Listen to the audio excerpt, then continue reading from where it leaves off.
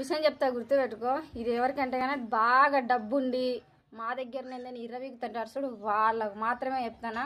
మనలాంటి వాళ్ళని వాళ్ళకి డబ్బు ఉంది అని చెప్పేసి నగలు కొంటూ చీరలు కొంటూ వేసుకొని తిరుగుతాను కదా, మళ్ళీ ఇట్లాంటివి అట్లాంటివి కట్టుకుంటుంటాం కదా సింపుల్వి.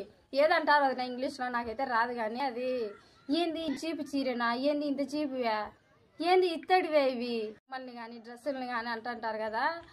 ఏది పెట్టుకుంటే ఏముంది, 4 రోజులు ఉంటే పోయే పానానికి ఇవి అవి సొమ్ములు సోకులు అవసరమా?